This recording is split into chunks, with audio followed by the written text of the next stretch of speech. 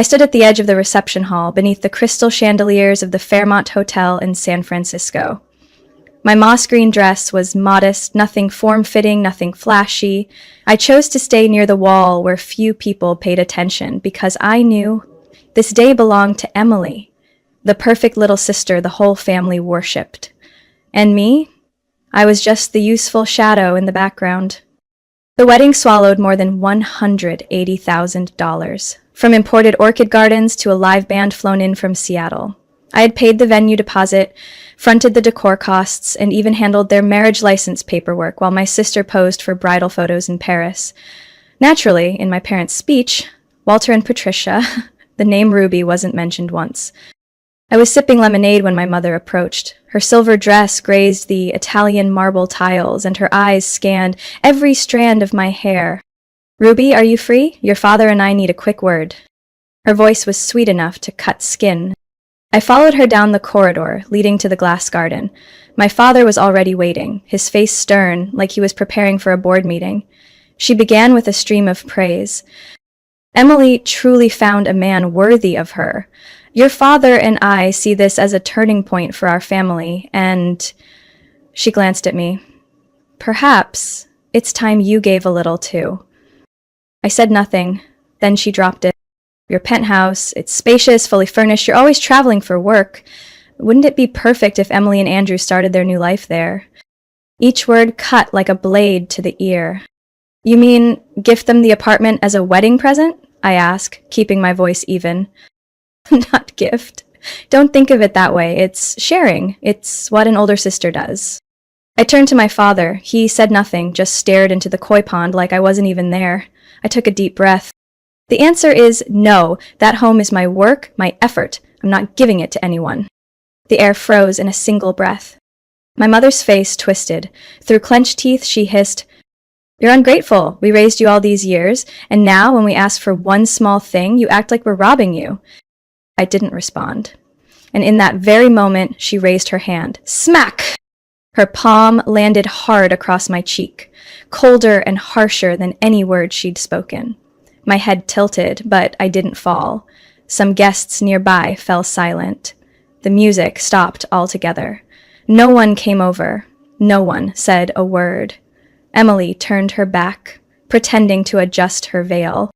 My father muttered coldly, "You're making this about you. It's not about you." I stood up straight, eyes fixed. "Of course it's not. It never has been." I turned and walked away. My heels struck the marble floor like punctuation marks, echoing with finality. I didn't cry. I didn't scream. I just smiled. Not because I was okay, but because I had just woken up. I left the Fairmont Hotel just as a light rain began to fall. The streets of San Francisco shimmered with reflections, but inside me was only a hollow silence, stretching out like an echo in an empty room. My left cheek still burned, but what haunted me more was the look in Emily's eyes when she turned away. Cold, like the surface of Lake Tahoe in winter. It wasn't that she didn't know. It was that she chose their side. When I got back to the penthouse on the 38th floor, I didn't turn on the lights. I walked straight into my office, shrugged off my coat, tossed my bag onto the leather chair, then knelt down in front of the third drawer of the oak cabinet. Inside, buried under company files, consulting contracts, and a few unpublished design drafts, was a thick ivory envelope with gold-stitched trim. I pulled it out slowly, like touching something sacred. Inside was the notarized copy of my grandmother's will. Helen Lane, the only woman who had ever looked at me with pride instead of expectation or judgment. She passed away 3 years ago due to complications from diabetes. I was there on her last day. My mother? She was on a cruise in the Bahamas with Emily. The will had yellowed slightly, but her signature remained crisp and steady, just like she was. One line, bold and unwavering, sat in the center of the page. Full ownership of the property at 1900 Jackson Street, floor 38, San Francisco, including the private rooftop and the Wells Fargo savings account ending in 2413, shall belong to my only granddaughter, Ruby Lane, who never asked, but always showed up. I remembered the day she signed it. It was a Sunday. I had taken her out for waffles at a little cafe on Fillmore Street. We came back home, sat by the window, looking down at the city. She turned to me and said something I'll never forget. You don't have to prove your worth to anyone, especially not to those who never saw who you really are. I sank to the floor, still gripping the will. The pain inside me wasn't from the slap. It was from knowing that the very people who raised me saw me only as a tool, a sacrificial piece to keep the illusion of a perfect family intact. I opened the wall safe behind the bookshelf. Inside were the original will, the savings book, and the deed to the penthouse, all in my name, completed with Grandma's help when I was 28. She once told me, "You don't need anyone's permission to start your own life." Resting on top of the safe was a hand-stitched handkerchief with my name embroidered on it. A tiny line below read, "For the day they forget who you are." I held it to my chest. She always knew. She always saw what they ignored. My phone buzzed. A message from my personal attorney, Margot Reese. "Received the transfer documents from Mrs. Helen. Still have the certified copy. Do you want me to act?" I replied simply, "Not yet, but soon."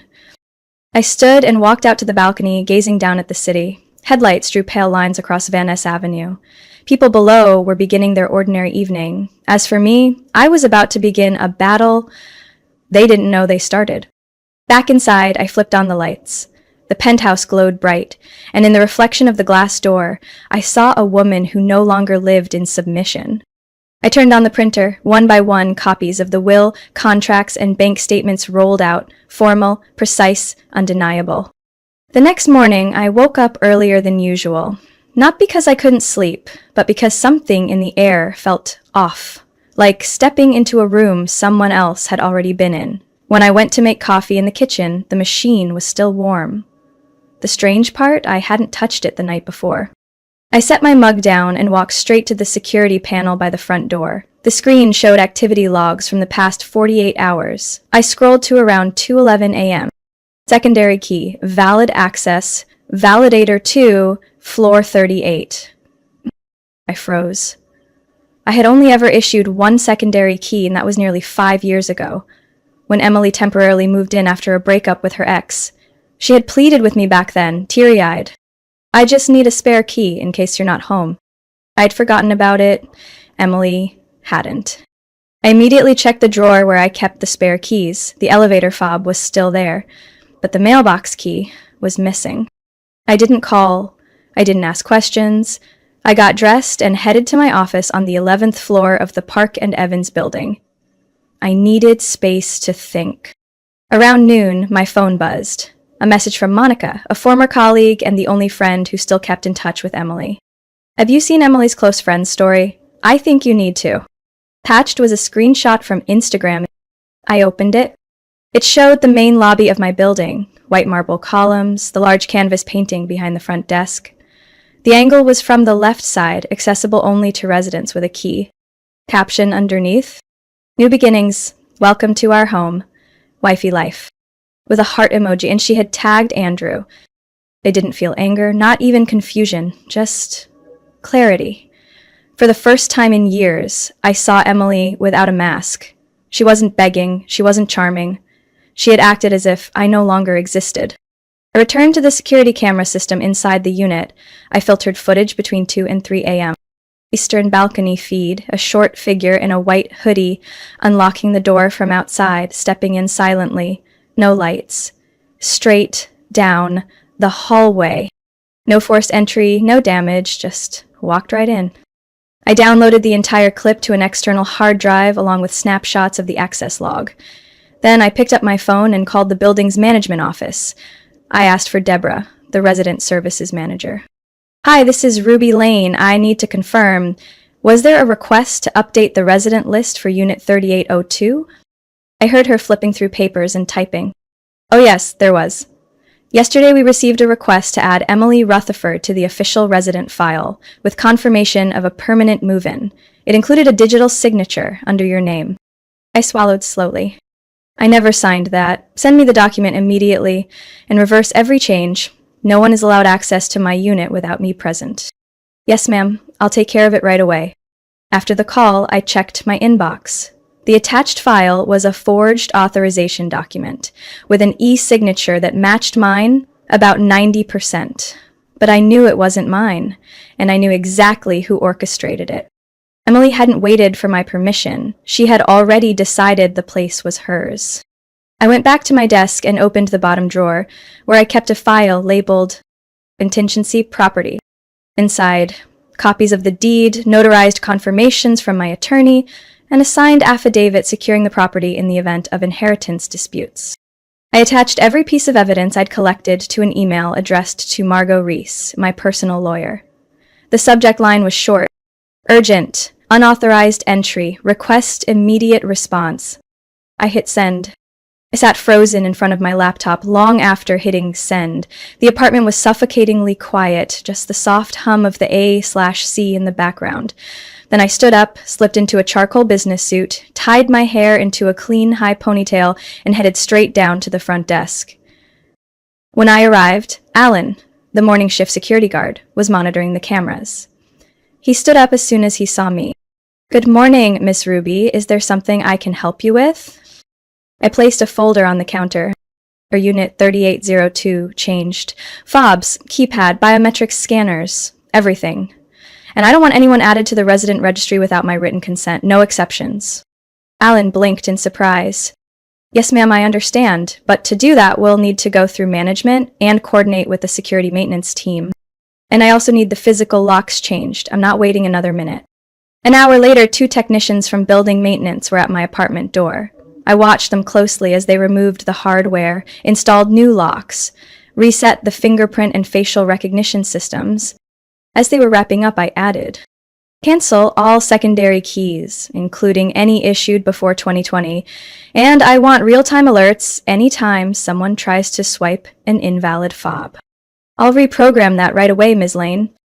That same afternoon, I went to the office of Margot Reese, the attorney who had represented my grandmother for the last 15 years of her life.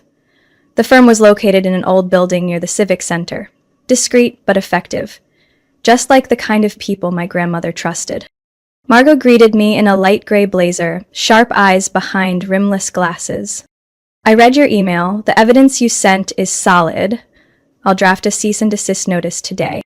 I pulled from my bag a notarized copy of the will, property ownership documents, elevator access logs, screenshots of the Instagram story, and camera footage showing my sister sneaking in during the early morning hours. Margot organized them neatly, then nodded. "Perfect. You've got more than enough to take legal action if needed, but first we'll send a formal cease and desist. That should get the point across." Less than 2 hours later, I received a scanned copy of the letter in my inbox. The subject line was bolded. "Cease and desist. From Ruby Lane." I read it carefully. "Isolde Rutherford is hereby instructed to immediately cease any and all access, use of, or claims of ownership over Unit 3802 in accordance with applicable laws pertaining to private property, personal privacy, and signature forgery. Any further violations will result in civil litigation, claims for damages, and notification to the Residence Board and Internal Security Force." Sign the original. Margot slipped it into a cream envelope, sealed it with a stamp, and called her assistant. "Send this via priority courier. I want it in her hands by the end of the day." As I was leaving, Margot looked up. "Ruby, do you think your sister will react?" I looked her straight in the eye. "Steve won't stay quiet, but this time, neither will I." By the time I got home, the sky was darkening. The city lights reflected off the balcony glass, giving the apartment the illusion of peaceful stillness. But I knew better. This was just the calm before the storm. I opened my laptop, launched the Smart Home Management app. The screen displayed 0 unauthorized access attempts in the past 6 hours. Good. But I wasn't letting my guard down. I enabled continuous recording, set up automatic cloud backups, and created an emergency response file, including a list of banned individuals. That night, I didn't sleep much, but I wasn't tired. I felt alert. For the first time in years, I was finally standing up for what was mine. 3 days after the cease and desist letter was sent, I received a cream-colored envelope from the law office of Davenport and Reed. It looked professional, expensive, and calculated. The sender was Henry Brooks, my mother's younger brother, a man who calls himself a strategic real estate consultant, but is in reality a failed broker always trying to wedge himself into messy inheritance cases. I opened the envelope in the dead silence of my apartment, as if I already knew what was waiting inside. Inside was a supplemental will, allegedly signed by Mrs. Helen Lane, 6 months before her passing. It clearly stated, I, Helen Lane, being of sound mind, hereby leave ownership of apartment 3802 and all related assets to my granddaughter Emily Rutherford, who remained by my side in my final days. Just below was a trembling ink signature, eerily similar to my grandmother's real one. If I didn't already have the notarized original locked in my safe, I might have hesitated. But no, my grandmother never referred to Emily as someone close, and she definitely didn't leave her the apartment. I picked up the phone and called Margot Reese. They sent a fake document? Sent from Henry Brooks's personal attorney. Worse than I thought, Margot replied. I'll verify with the notary office and court records. But Ruby, don't be surprised if they escalate. Margot was right. Not even 24 hours later, I was summoned to the resident management office of the building. The board president, Richard Hall, a man in his 60s with a calm appearance but constantly evaluating eyes, was waiting in a small ground floor meeting room. Beside him sat Emily. She wore a white blazer, held a navy folder, and her face was a strange blend of fake concern and quiet triumph. Ms. Lane, Mr. Hall began, we've received several complaints concerning apartment 3802. There are allegations that you've installed an unauthorized security system, violated the pet regulations, and exhibited threatening behavior toward residents. I didn't react immediately. I simply looked at Mr. Hall, then turned to Emily. And who filed the complaint? Multiple sources, but the official complaint is from Miss Rutherford. I opened my bag and pulled out a thick folder, neatly indexed. Then I have materials I need to present as well. I opened my tablet and connected it to the wall-mount TV screen. The first slide appeared, an image of Emily standing in the hallway on the 38th floor at 2:13 a.m., holding a key, unlocking the door without permission. Second slide, elevator access log showing use of a revoked fob ID from back in 2019. Third slide, a screenshot of Emily's Instagram story captioned, Welcome to our home. Fourth slide, the original notarized will stamped and certified by Margot's office. Final slide, a handwriting analysis comparing my grandmother's real signature with the forged one on their submitted will. The room went dead silent. Emily gripped her folder tightly. Her lips twitched. This doesn't prove anything, she finally said. I'm just trying to seek justice for the family. I smiled. Justice doesn't come from lockpicking and forged signatures. Mr. Hall cleared his throat and glanced over the stack of documents in front of him. I'll need time to review everything, but I must admit, Ms. Lane's documentation is clear and valid. We cannot act based on unfounded accusations. Emily jumped out of her chair and pushed through the door, her heels echoing loudly down the hallway. I didn't look back. I simply turned around, carefully collecting and placing each document back into my black folder. As I stood up, Mr. Hall called out, Miss Lane, if you ever consider joining the building board, we gladly welcome someone like you. I gave a slight nod. I don't enjoy conflict, Mr. Hall, but I believe deeply in defending boundaries. Walking out of the meeting room, I didn't feel like I'd won. I just felt like the truth had been put back where it belonged. 2 days after the meeting at the building's management office, I received an email from a name I never expected to resurface, Maxine Sullivan, the daughter of my maternal uncle, a woman who'd always stayed silent at family gatherings, quietly sipping tea in the corner, observing more than speaking. The subject line was simple, you need to hear this. Inside, there was no long message, just a single M4A audio file, and one line. They thought I wasn't listening, but I heard every word. So I put on my headphones and played the file. The beginning was faint clinking of glasses and muffled laughter. Then my mother's voice rang out, clear, steady. Ruby won't fight back. She's always afraid of hurting the family. Emily chimed in, half joking, half mocking. She's such a softie. Just push a little and she'll hand over the penthouse keys like it's her duty.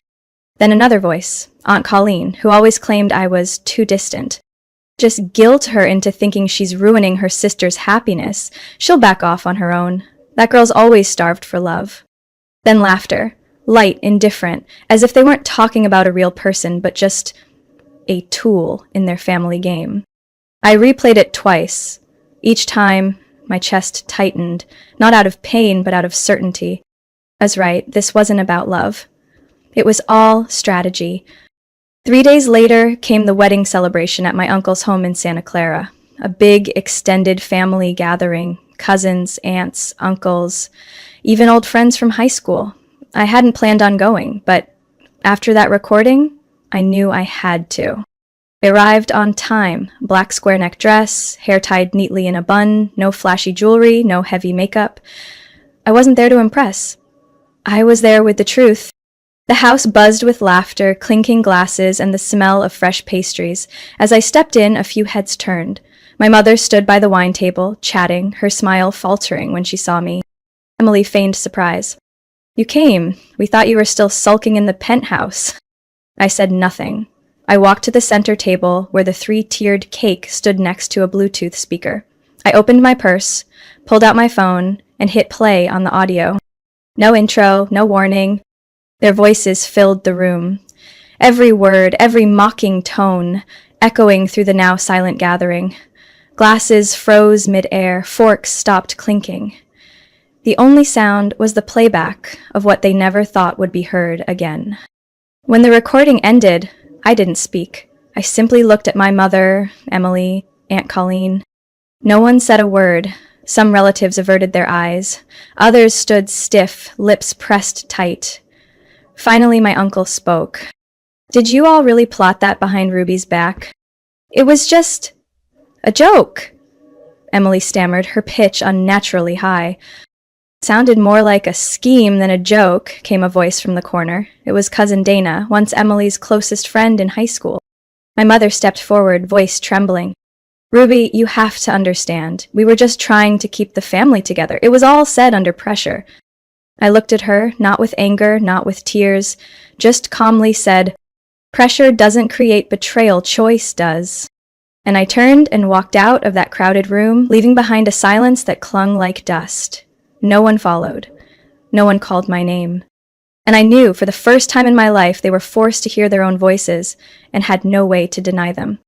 Thursday evening, while I was trimming the lavender pots on my balcony, the doorbell rang. The camera screen lit up with the name, Andrew Lancaster. Emily's newlywed husband. I hesitated for a second, then opened the door. Andrew wore a slightly wrinkled white dress shirt under a thin gray coat, rain-speckled. His face no longer carried the confident polish from the wedding day. It looked worn, uneven. In his hands was a brown leather folder, edges frayed. I didn't invite him in, but he stepped in slowly, like he had nowhere else to go. "I know I have no right to be here," he began, placing the folder on the table. "But you need to see this." I stood still, silent. He opened the folder. Inside were printed messages, texts between my mother, Aunt Colleen, and Emily, spanning 6 months leading up to the wedding. There was no vagueness, no ambiguity. Don't give her time to react, just push the wedding forward. Make her believe that if she doesn't give Emily the apartment, the wedding will collapse. Andrew already thinks that property belongs to Emily. Let it stay that way. I turned to the next page, the prenup agreement, bolded clause highlighted in yellow. Premarital assets include the condominium located at 1900 Jackson Street, 38th floor, San Francisco, valued by the bride's family at $3.2 million. I looked up at Andrew. He nodded, eyes downcast. I believed them. Believed you knew. Emily said you didn't want to interfere with her new life, that you'd gifted the apartment as a wedding present. He exhaled, voice gravelly. I signed off on it, thought it was symbolic. Turns out I was just a tool. I gripped the velvet armrest under the dining table. The feeling wasn't rage. It was hollow. The kind of hollow you feel when something you warned yourself about finally happens. "Why are you bringing this to me?" Andrew straightened his back, met my gaze. "Because you deserve to know, and because I can't pretend any more. Ever since that gathering, I know they won't stop." He slid a small USB drive across the table. "This is a recording of their conversation after you left the party. They laughed about you playing the first recording and said if you didn't volunteer, they'd find a way to have you committed, claim you were unstable." I froze. I'd heard that kind of threat before. From my mother, when I moved out at 25.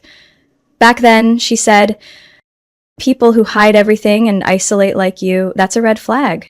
Andrew looked at me. "I want nothing to do with this anymore. I'll testify if you need me to. I know this might go legal." "I'm not running." I nodded slightly. "You'll lose a lot by stepping up. I've already lost some of my dignity. All I want now is to keep what's left of my conscience." I walked into my office, returned with a folder labeled Margot Reese, my attorney. I set it on the table. "I've filed for a temporary injunction on property transfer. If they try to use the prenup to shift ownership, they'll be blocked." I paused for a beat.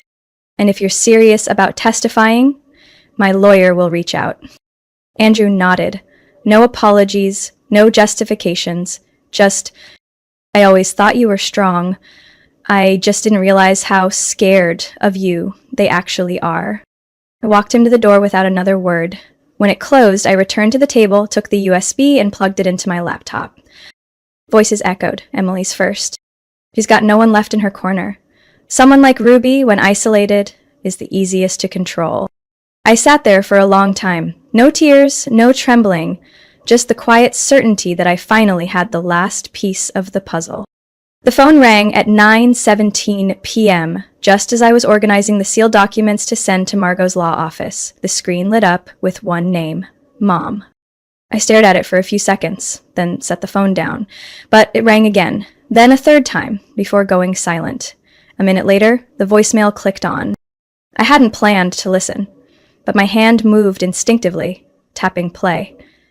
My mother's voice came through, unusually soft. "Ruby, I know things have been a little tense lately, but we're family, sweetheart. The apartment is just a place. It's not worth hurting everyone over." She paused, then sighed. "Emily's just trying to build her new life. I know you're strong, but strong doesn't mean cold. Come have dinner with us this Sunday. Nobody wants things to go this far." I stopped the recording before it ended. Sat back in the chair, fingers laced together, chest feeling oddly hollow. But this time, there was no wavering, no guilt, no urge to explain myself. I realized it wasn't an apology. It was a familiar loop, a kind of manipulation dressed in floral prints and vanilla-scented warmth. I grabbed my coat and left the apartment. My car turned north, down quiet asphalt roads glowing under soft streetlight. I didn't tell anyone where I was going. But I knew exactly the place. Glenview Ridge Park, where my grandmother used to take me on Saturday afternoons, when she still had the strength to climb the hill in old New Balance sneakers and with her wooden cane. I parked at the bottom and followed the worn stone steps to the grassy overlook. No one else was there. Just the wind and the scattered glow of the city below, like a silent, shimmering constellation. I sat on the stone bench where Grandma always rested, pulled from my coat pocket a weathered letter, handwritten, edges curled, script soft and round. "My Ruby, if one day the world gets too loud, go find the quiet. Not to hide, but to hear yourself better. I know you always do the right thing, even if no one claps for it. You've never been broken, just never praised for staying whole. That's their blindness, not your fault. They may call you distant, but you've always been present. In silence, in steadiness, and to me, that's enough." I folded the letter gently, resting it in my lap. One tear slipped onto my hand, not out of sorrow, but from finally seeing myself clearly. I no longer needed my mother to admit she was wrong. I didn't need Emily to apologize. I didn't need their approval. Because at last I wasn't living to be seen, I was living to see myself. I left the park late into the night. On the way home, I stopped at a familiar little bakery and bought the cinnamon pastry my grandmother used to love, the one no one else in the family ever remembered. Back home, I took Grandma's old handkerchief down from its picture frame, folded it carefully, and placed it on the desk, beside the property deed, the original will, and the USB drive holding their real words. I turned on my phone, opened the contacts, tapped Mom, scrolled down and pressed block caller. No sigh, no hesitation, just one quiet act, final and firm. I wasn't burning bridges, but I stopped walking toward a house that never had space for me. That night, I slept better than I had in years. No dreams, no memories knocking, just soft darkness, and a gentle kind of peace. And the next morning, for the first time in my life, when I looked in the mirror, I didn't see the daughter who was never enough. I saw a free woman. Ruby's story reminds us that sometimes the deepest wounds don't come from strangers, but from the people we love most. And yet it's also from those very places that we learn how to rise, set boundaries, and protect our worth. Forgiveness doesn't mean forgetting, and walking away isn't failure. It's a brave act of preserving peace. No one has the right to take your kindness for granted, and silence is no longer weakness when you know you deserve to live in alignment with your true value. What do you think about Ruby's choice? Would you have the courage to do the same in her situation? Share your thoughts in the comments, and don't forget to follow the channel for more powerful emotional stories about family.